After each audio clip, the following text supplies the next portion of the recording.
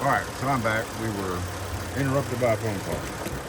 So right now we're seeing 95 degrees. Let's spin it to the number one. The one on the side of the dash is at 46. The one in the middle is giving me dashes. So I'm going to switch it off and back on.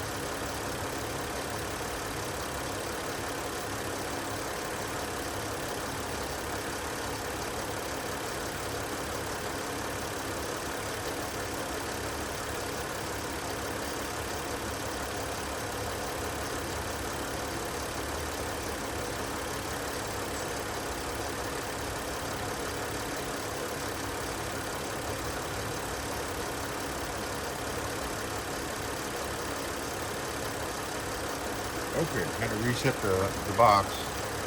But now as we can see, we're at 42 degrees and 42 degrees.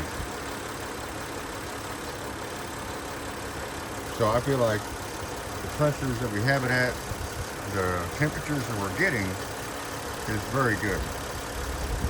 So you can still, it's not the most accurate method, I will admit, to do this with gauges over an actual machine because the precision is just not there. But we can also see that watching and knowing what our pressures should be comparatively to our outside temperature, our outside humidity, and the pressures we should be seeing given those factors. And right now we're a little on the low side,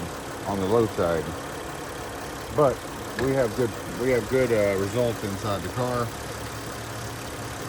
And I'm going to say that this is actually a functional AC system because of where we're seeing the actual temperature. But anyway, that's about it.